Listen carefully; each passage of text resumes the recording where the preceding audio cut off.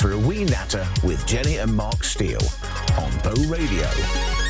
It's Wee Natter. I'm Mark Steele, and across the table from me is Jenny Steele, and we are joining you on the week that we had local elections. Sadly, none of the fine people we interviewed got elected. It is the curse of a Wee Natter, which probably explains a lot about what goes on in my life. The fact that being on here is cursed. Maybe we need to sort that out. But we also got to see a very well-known politician happen to be involved in bringing a law in that requires photo ID to go and vote. Yes. Forgetting his voter ID when he went to vote, didn't he? He did, but we're wondering if he did that to get publicity, because we're all talking about him again, aren't we? Oh, do you know who it was? I'm going to say his proper name, Boris Johnson. That is the chap in question. What do you mean his proper name? You make it sound like there's a made-up name or something like that. And on the less embarrassing front, the postbag has arrived. And last week, on the news that a lot of adults sleep with stuffed toys, we were asking you about yours. And it turns out to be an alarmingly popular thing, including from Sandra Owen saying, "My bedtime companion is a good book. It used to be my little black cat, but sadly she crossed the Rainbow Bridge before Christmas." I'm sorry to hear that. Me too. Janet Roberts, bedtime companion, a book again, and her kitty, Polly. Oh, Samantha Palmer saying, "I don't have a toy bedtime companion, but I do have a cat one." There's a lot of cats here. Yeah. I wonder if there's any dogs involved as well. The last few months, though, Misty has taken to coming up the stairs during the night, getting on the bed, and coming straight to my pillow and flopping down on my head for a rest in a parlour. So I end up with a face full of cat fur. Having moved my face so as not to suffocate, I then have a cat pillow until she decides that some other part of the bed is better instead. That doesn't mean you haven't got a cat pillow anymore. It's just your cat pillow's not in a very convenient place. And I'm glad that story went with a happy ending. Waking up in the small hours to an asterisk in your face is a whole other thing. You'll have nightmares about it for the rest of your life. Kathleen Jones, bedtime companion, again, is her cat. I don't know. What's the name of your cat, Kathleen? Get in touch. I need to know. Sam Kelly saying, "As a child, I had a rabbit teddy called Paunchy as my bedtime companion. Paunchy was my favourite, but I also had a dolphin and a parrot who didn't have a specific name." Does that mean they had a vague name? Like it'd be like calling your dog Thingamabob or something like that. Thingamabob, come back. Kate Harding, bedtime companion. We've got a dog. All right, Skylar. Skylar the dog. Skylar the dog, yeah, who takes up rather a lot of room. Thank goodness Pepsi's the beautiful tortoiseshell cat. Pepsi has her own bed. As in Pepsi and Shirley? Pepsi and Skylar. Oh, okay. Kate Hardy saying our bedtime companion is Skylar. Have you read that one already? I'm off to a good start. Jane Barrett saying my fur baby Smudge. There's also a teddy bear guarding the bed. I guess it's a bit like the royal family if you've got somebody guarding your bed, haven't you? Yeah. Although, I must stress, fur baby, which is about pets and things like that, should not be confused with Furbies because they haunt your dreams. Yeah. Christine Overton, bedtime companions are my cats at the moment, and there's no room for a husband. I'm guessing she's got about 5 or 6 cats that sleep then. You just have them like a mountain of pillows like that. Yeah. And on that note, let's have a wee natter after this one from West End and Sybil. The Love I Lost. It's Bow Radio and Fatsham Town Radio 2. Sounding surprisingly upbeat about the love she lost, West End and Sybil. It's Wee Natter on Bow Radio and Fashion Town Radio 2. Well, we do love to hear from you, including from Podlife 21, saying Happy Sunday. Happy Sunday. I suppose we should celebrate it because we're going to get Happy Monday tomorrow because it's a bank holiday. Yeah. Unless you're working one of those jobs where you have to work bank holidays. Yeah. I've had a few of those in my life. They're not fun. Yeah. And Vicky Fairweather also in touch saying, "Hello, for the first time this year, I'm sitting in the garden to listen." Wow, I think she should get the neighbours to join in, don't you? If she sits there laughing really loud at us, because, we are funny, the neighbours might pop over and think, what's going on? Do you know what, Vicky? I'm loving that I can actually put my washing out on the line to dry for the first time this year. That's how you measure how good the weather is, whether you can put your washing out. Because you could put your washing out in the middle of winter, so long as it's not raining and it's just blowing. Well, I suppose a proper storm. I mean, it's not a good barometer of weather. No. Although it turns out yesterday was May the 4th, which means it was Star Wars Day. You know about that one? I just know that I don't really watch Star Wars, or never watched it. I just know that the 4th of May is May the 4th be with you, is Star Wars Day. It's a Star Wars line. Yeah. And before anyone jumps on it, I know this isn't the Star Wars music. I can hear the eye twitching from many, What many music miles is away. this then? This is Star Trek. Oh, right. So much I know. Did we not get the Star Wars music then? Well, I've never been into the geek culture, but Star Wars was the one with Captain Jean-Luc Picard, wasn't it? I don't know. I have no idea. Which one was Captain Spock in? Was he Star Wars? Was he Star Trek? You're asking the wrong Oh, person dear. that one. Because I've always been into my techie stuff, but I've never been a sort of true and through geek. And just check, Harry Potter's the one where he finds out he's a wizard. Yeah, that's that's I know the one. that Yeah, one. yeah. But it was such a geeky event in the calendar, it got me wondering, what are you geek about? So it isn't necessarily about geeky stuff, but something that you are sort of geek about. It could be like me, where I used to do, getting up into the small hours of the morning. I'd be sitting there, writing computer software. Not that exciting, building a fancy media player or something like that. But, you get really, really geeky about building little, handcrafted projects. Yeah, I wish I could say the same. There's nothing you get, not even like a TV show. I'm watching the old episodes of Brookside. Does that mean I'm a Brookie geek? If I was to question you on the details of Brookside, would you be able to answer it? It depends, because I'm only on episode 234 out of about 600. So you'd have to do the first 200 odd episodes. I see where you're coming from. I see. You can sling me a question, I'll have a go, but... you don't think you'd be an expert. What I'm going to do is, while we're asking you about this, dear listener, I'm going to see if I can find a Brookside quiz Yeah. to try Jenny on, wow. just to see what level of geeky you are about Brookside. But yeah, I used to be into that computer programming stuff, and I won't talk about my ability to hack TVs from miles away. I can do that, yeah. It's not a skill that's particularly useful, but it's a skill I have. Nowadays, I'm just a geek about whatever interests me that month. Yeah. And it changes every month. So it gets very expensive. I guess I could be a geek at photography. I like taking some nice photos when I'm out with my phone. Oh, yeah. I don't have the kit or anything like that. It's just literally my phone. Oh, wow. Which sometimes is all you need nowadays, isn't it? Yes, we're going to open this up to you, dear listener. What are you a geek about? It could be gardening, it could be true crime, whether that's committing or watching TV shows about it, or even what happened in Scunthorpe on Saturday the 5th of August 1972. Whatever it is, we'd love to hear about it. That's not part of the Brookside quiz, is it? That is not part of it. Okay. There's nothing to do with Scunthorpe and Brookside. A couple of ways to get in touch. On the phone, 01623 888 730. You can email requests at bowradio.co.uk, or you can text 073 79 78 49 00 and tell us about the things that you're proper geeky about. And while you're doing that, got a little request for Cheryl now. We have. For a Strangler song you don't hear very often. That's a really good request, this, Cheryl. It's Skin Deep on a wee natter on Bow Radio and Fatcham Town Radio 2. It's the Starlight remix, which is the proper version, I guess, of Top Loaders Dancing in the Moonlight. It's a wee natter on Bow Radio and Fatcham Town Radio 2, where we were having to ask you about the things that you're proper geeky about, and a few you have been in touch, including Pond Life, to tell us off to say that, oh dear, fancy not knowing that Mr. Spock was Star Trek.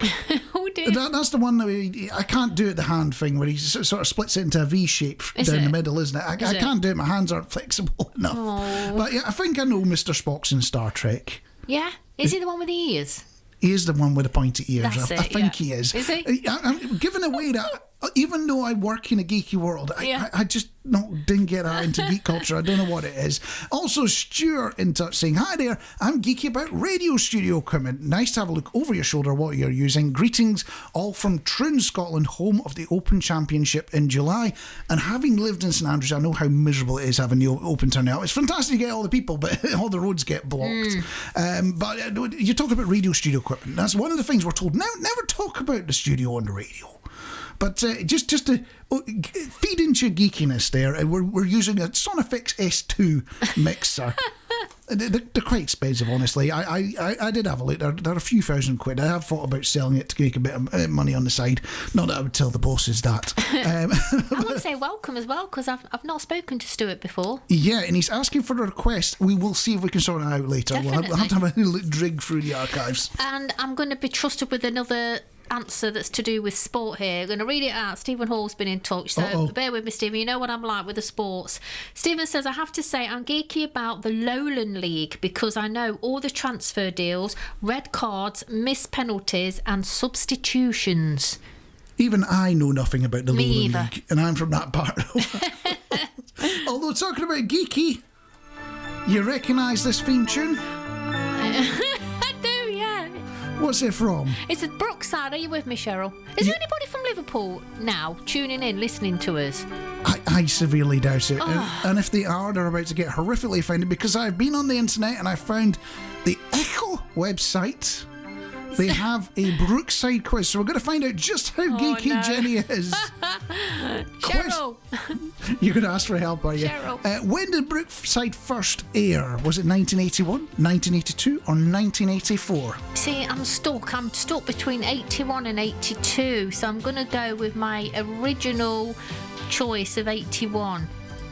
That's wrong. It was 1982. You were off by one. That's so close. Before playing Jim and Barbara Royal, Ricky Tomlinson and Sue Johnson played husband and wife in Brookside.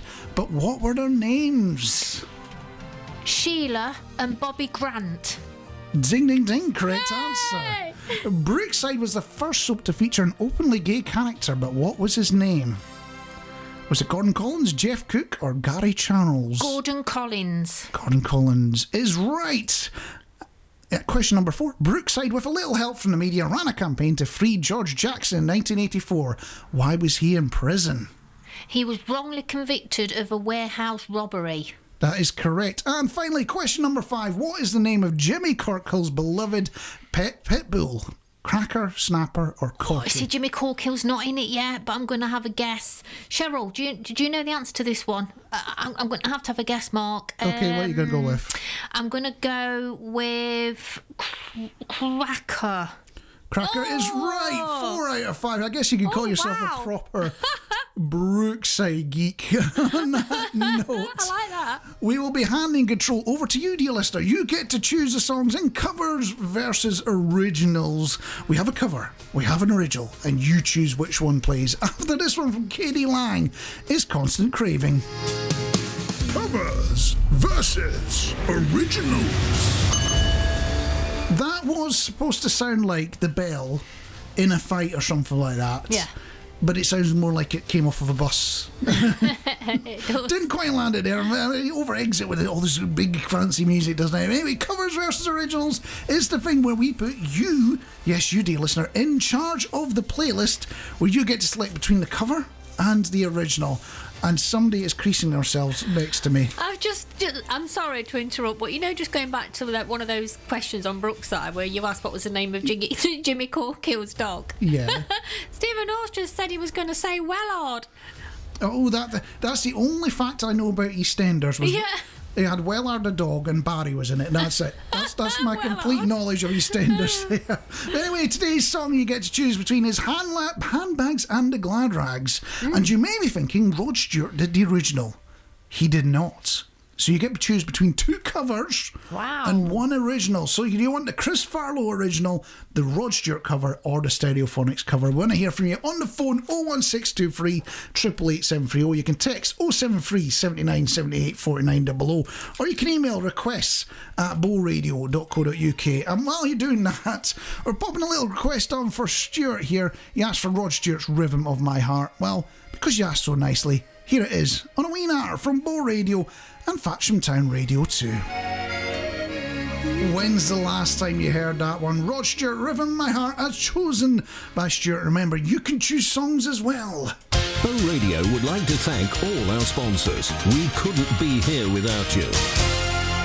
Indeed, we have to give special thanks to Property Drain Check Mansfield, Allerton and Booton Town Council, Arnold Clark Cars, Edmonstowe Parish Council, Essential Site Skills Limited, Notts County Council, Walesmead Parish Council, Workshop Freemasons, ABIB Motors Tuxford, and Sherwood Grange Care Centre as well. Covers versus originals.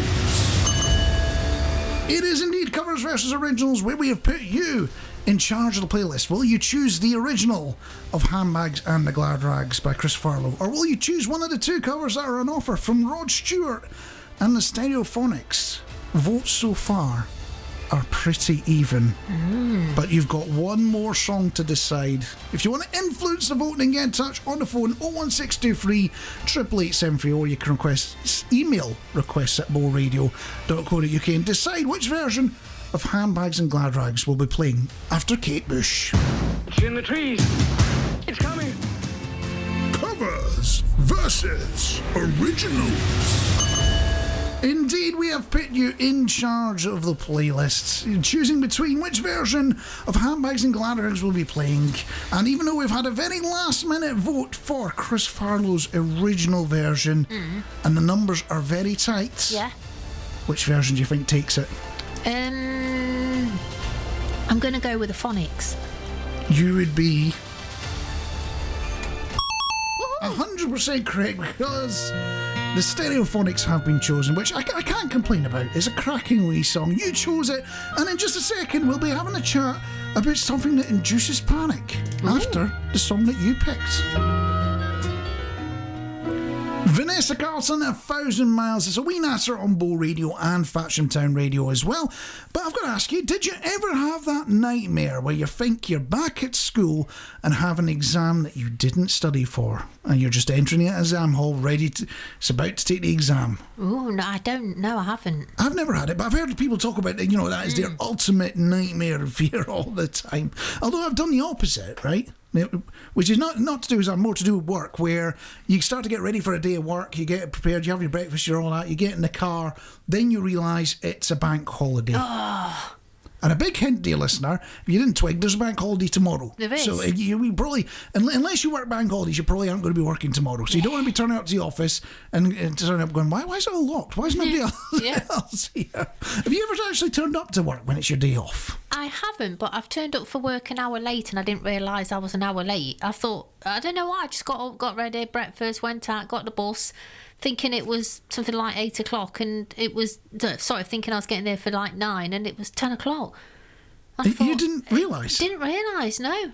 Was it during the clock change? When you go from summertime or whatever it was. Do you know, I don't even know if I could say it was that, but I just remember getting off the bus thinking, I've done good for time, looking at my watch thinking, is that right? It was like 10 o'clock. And then you look at the clock in the slab square and you're like, oh my God, it's 10 o'clock. And I didn't know what to do. Although, if you're talking about screwing up times, I got myself into trouble with that once. I went to sleep as per normal the night before, woke up the next day, and on my little alarm clock, it was like the old-fashioned ones with those red LEDs that burn into your retinas if you spot them at night. But I had one of those, and it said 5:30. Yeah. So I'm like, 5:30 in the morning. Oh, it's way too early.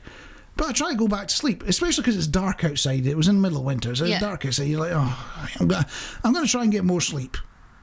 No, I can't get out. You're literally watching the clock go 5:30, 5:31, 5:32. Yeah, it's like, all right, I need to get up. Yeah. So I start to get myself prepared, start to get breakfast, start to get organised and things like that. But it's only when I'm actually up and half awake that I take a glance at the clock and I notice there's a little red LED next to PM. Oh. I'd managed to sleep all the way through the day and woke up in the evening think it was the morning. Wow. Was that a work day?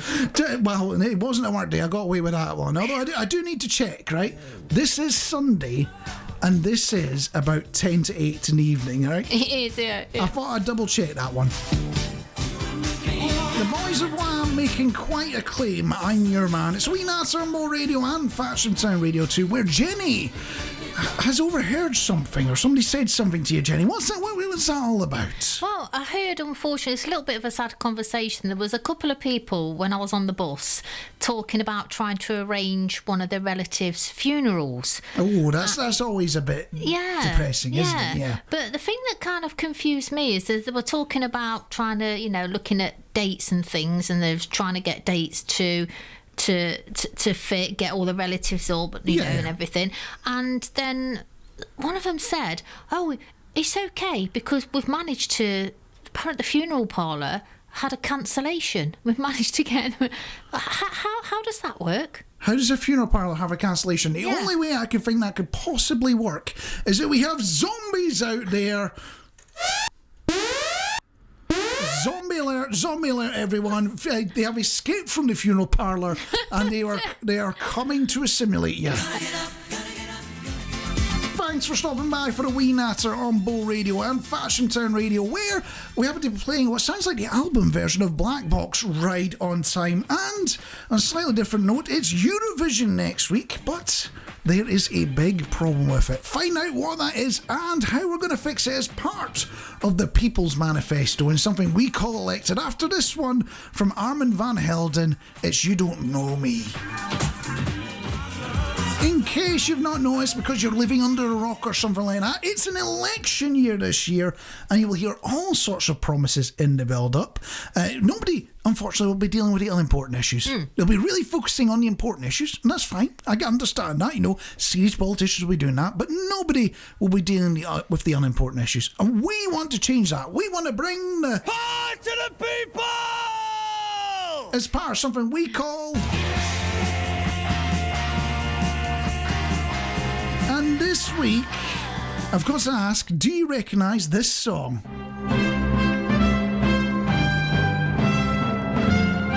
Jenny's bopping along. I don't know if that means she recognises it or not. No, I don't. Most people only hear it when Eurovision's on. Of course, it's Eurovision, with the final being held in Malmo next Saturday. I'll be honest with you, it's been years since I've actually watched Eurovision, but I believe Royaume-Uni, null point, is still a thing. Yeah. I think that's still what happens there with Eurovision. So we're going to lose when we send our best people. That includes the likes of Bonnie Tyler, Gemini and Cliff Richard. We're going to send our best people. Yeah. And they're going to get null point, off the bat. My view is, why bother putting the effort in?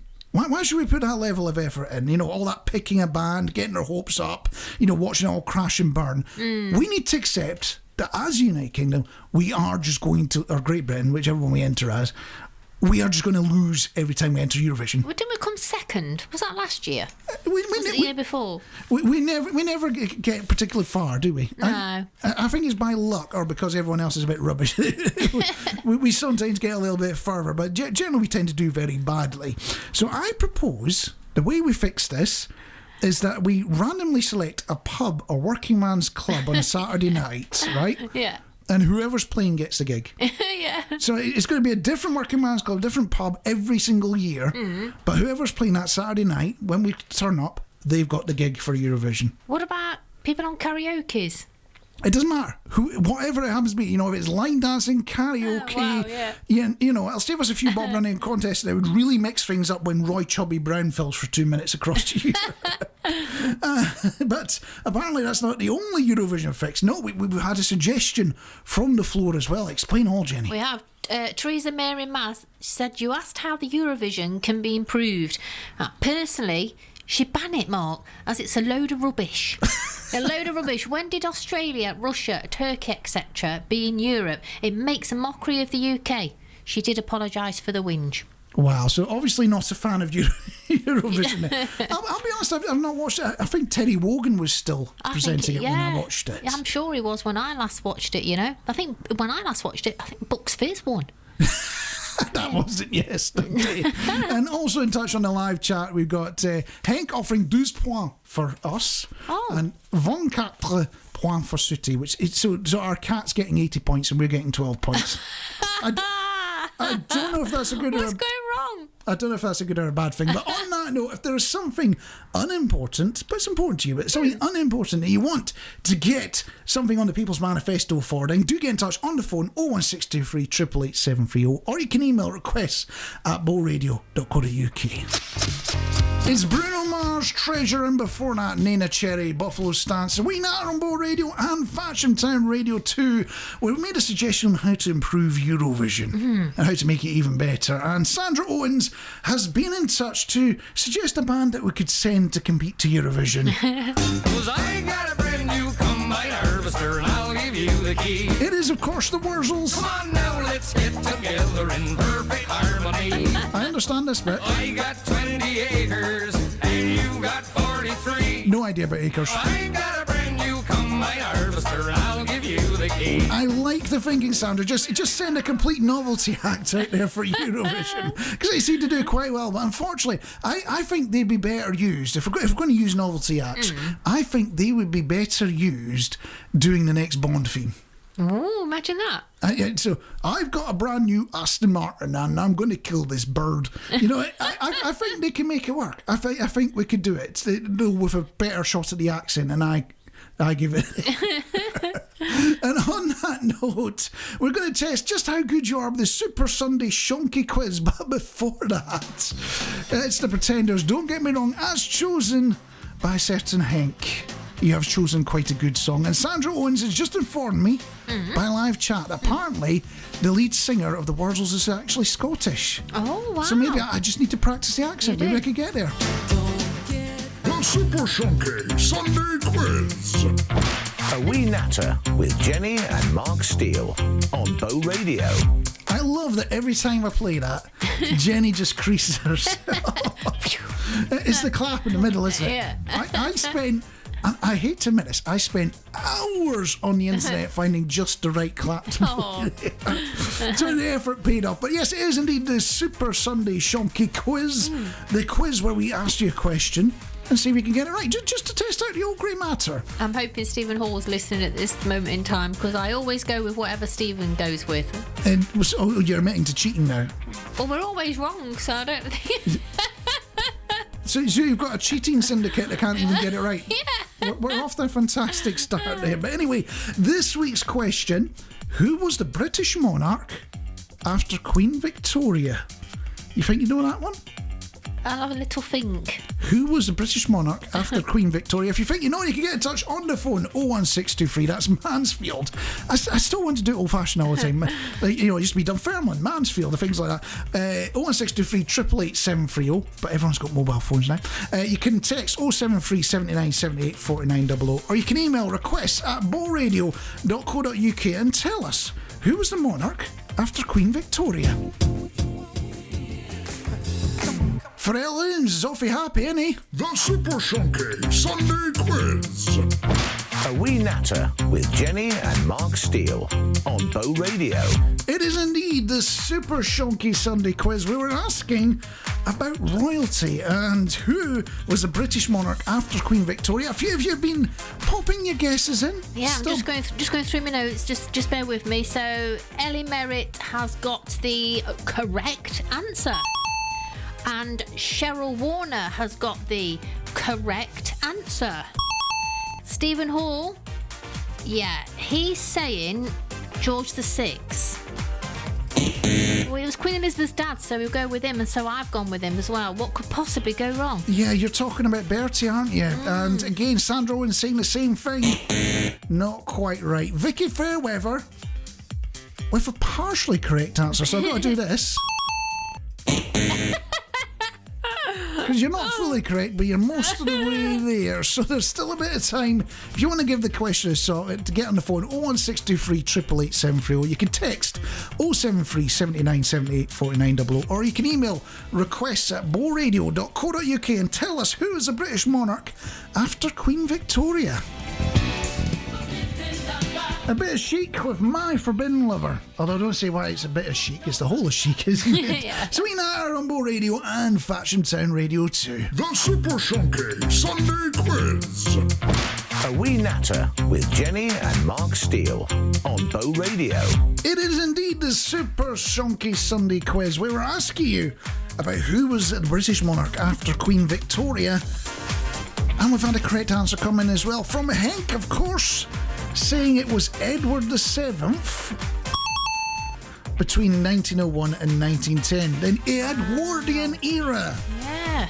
I'm sure you've bought some Edwardian junk in your life, haven't you? No, I don't buy junk. What are you saying? I'm sure you've bought top quality stuff in the Edwardian style at some point in your life. Is that a better way of putting it? Absolutely no idea. Although I'll be completely honest with you, dear listener. When it comes to royalty and things like that, I have no idea, and I can never remember these things. I don't even know who's going to be king or queen after King Chucky that we've got at the moment. Although I should probably go find out. Shaka Khan making a very bold claim. I'm every woman. Every single one of them. It's a wee natter on Bow Radio and Fashion Town Radio 2. Bow Radio would like to thank all our sponsors. We couldn't be here without you. Indeed, we have to give special thanks to Property Drain Check Mansfield, Ollerton and Booton Town Council, Arnold Clark Cars, Edwinstowe Parish Council, Essential Site Skills Limited, Notts County Council, Walesby Parish Council, Worksop Freemasons, ABIB Motors Tuxford and Sherwood Grange Care Centre as well. And on a slightly different note, we're going to get all conspiratorial. Yeah, about a big beast in a little lake. We'll chat after Cool and the Gang. I don't know whether I prefer this or the Atomic Kitten version.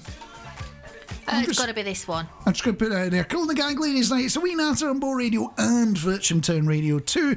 And I don't know how this is still in the news, but the hunt for Nessie continues.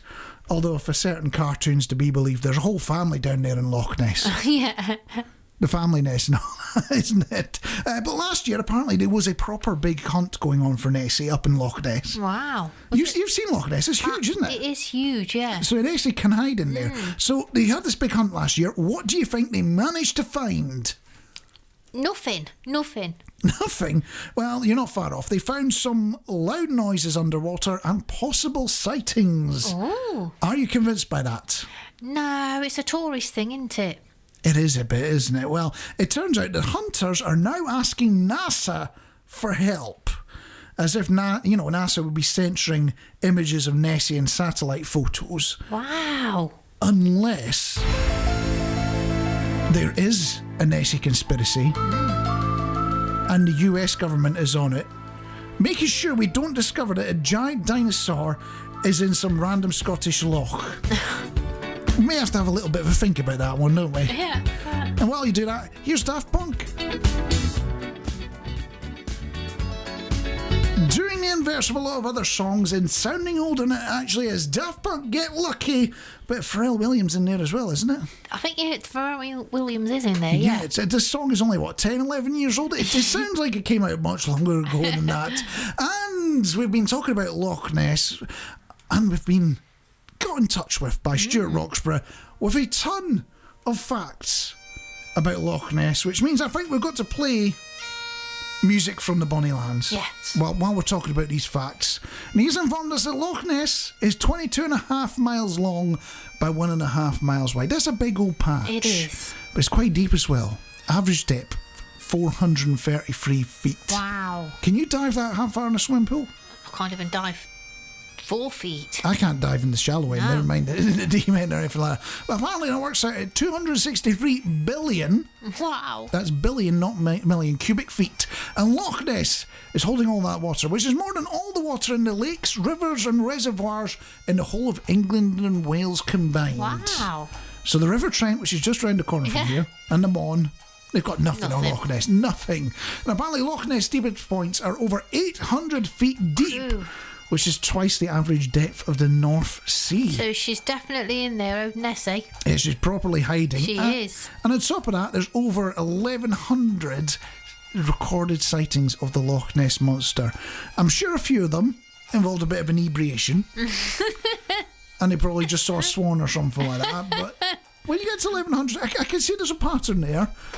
And I guess, scientists have been looking at that, and, Vicky's adding as well, scientists estimate we've only identified a small proportion of the species on Earth, so it is possible that Nessie does exist. I thought I saw her once when we was there, but it was a bit of driftwood. I was gutted, because sometimes driftwood can have the shape of... It looked like it was a head, I swear, it looked like it was a head. And I stood looking at it for ages, and it was a bit of driftwood, but, my God, that looked so convincing.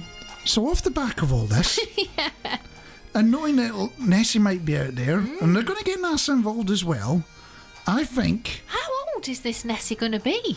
I think we need to have a wee natter interviews Nessie. Yeah. So we need to get up there. We need to head up to Fort William, Loch Ness. Yes. And spend some time looking for Nessie. I'm up for that. Get her on tape, get her on the radio show, get her chatting. And see what, life as a giant dinosaur thing in Scotland hiding in a loch is actually like. How many years have they been looking for Nessie now? I've no idea, but I'm sure you will join us, dear listener, and we'll have no trouble at all finding her, will we? No. We'll get her on tape next week. She'll be on the show next week. It'll happen.